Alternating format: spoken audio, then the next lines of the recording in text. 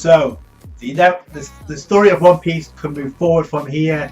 A lot of different things we got, but this was all about, I guess, Big Mom and Brook. We got snippets here and there about Sanji, I guess, trying to meet up with Luffy. So let's start off with the cover page. We got Law and Corazon, Kid Law, and Corazon on the front. Law's eating a potato while Corazon's on fire. What more can I say about this chapter? But let's start from the beginning. We see that Carrot, Nami, Brook, I guess Chopper and Jinbei and Pedro are spanning in the continuing the span in the mirror world.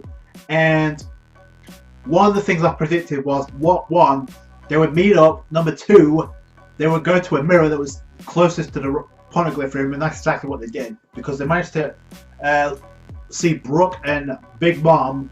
Apparently they spent the night with each other, so leave that imagination to yourself.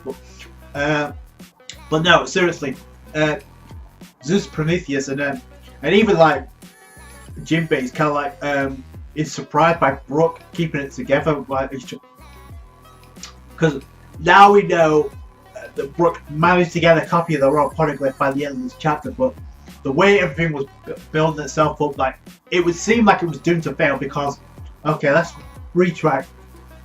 We had Brook standing in front of the Poneglyph, but so apparently what happened was, before Big Mom showed up, he did actually manage to get a copy of the Poneglyph, which makes sense, because as they mentioned, and they pointed this out in the chapter, this is their one and only chance to get the information from the Poneglyph without causing a full-scale war. So to me, this signifies that if they can meet up with Luffy and Sanji, they can get the hell out of Dodge. They do not have to stick around for anything, with the exception of perhaps Sanji and Luffy have wanted to save Radiant. That's the only thing they can stay.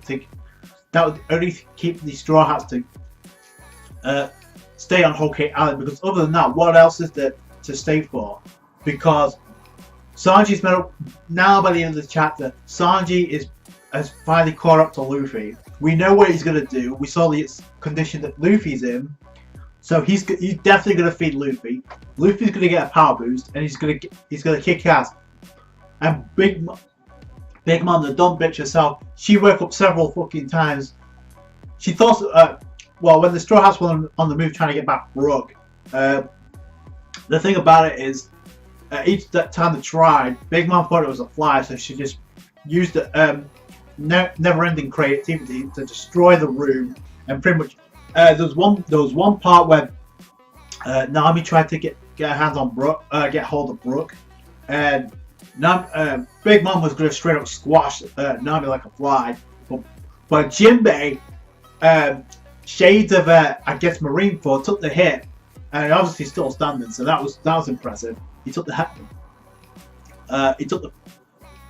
blow. They got the hell out of Dodge, and they managed to get off with Brook. Now, this prediction was something that I called way back. A lot of people actually called this as well.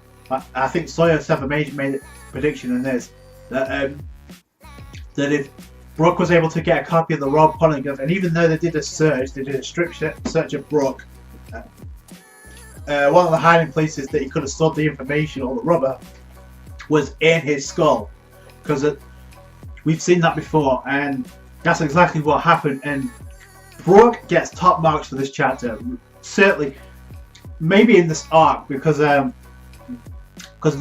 he's no longer under danger. He's no longer around in the clutches of Big Mom. And my question is this: where the fuck was put in all this? Because it seems like now, okay, they've fucked up with they're underestimating the Straw Hats way too much, and you see the results in this chapter. Now they have Brook. They have to copy the Royal Poneglyph under her nose, by the way. So what happened to Pudding? Because we saw the last we saw, they were having a discussion, and that was it. So I mean, Brook has provided the source of information about Pudding to the rest of Straw Hats, even though Nami already knows about Pudding's true intentions, and so does Luffy. So the only thing now to wrap up is to get Sanji back, which I don't know. Would he stay? He did say he doesn't want Reiji to die, and he also said he wasn't going to say anything because he's going to die with the rest of the Vince Smoke. But now his reevaluation of meet up with Luffy could change that. And I said it before, even though if Sanji doesn't, I guarantee you Luffy will return a favor to Reiji, because remember, Reiji saved Luffy's life by sucking the poison out when she was first introduced. So I mean that was foreshadowed way back. So we knew she has good intentions. Luffy, I don't think would have a problem returning the favor for saving Reiji's life. It just depends on Sanji. The most important fight that is going to be in this arc is going to be for Sanji, because technically it is his arc. And Sanji's going to get that power boost anyway. He already KO'd Bobbins, but as we saw at the beginning of the chapter, Bobbins was back up, and it looks like he was trying to search for Sanji, but he was very, if you noticed, he was very secretive about it. Plus we get to find out that his bout is at 105 million. I mean, it's no joke, but I mean, what would happen? Let's be real here. What would happen if Sanji and Bobbins go one-on-one? I honestly think, as strong as Bobbins might be, I get the feeling Sanji would wipe the floor with him, because that was a casual kick, by the way. And I'm glad he wasn't KO'd yet. I'm glad, because it just shows Big Mom's subordinates are tough. So even though they might be dim-witted, because they haven't told Big Mom to think about Luffy and Nami busting out of prison, nor the fact, well then Oprah was keeping real quiet about it in the previous chapter, but they were under suspicion. But I guess it depends now where Oda goes from here, because now we have Luffy reunite with Sanji. I doubt he's going to skip over the whole wedding, because that was just a build-up from the get-go. We still have the Tomato Mako box to explode. And we also have the guests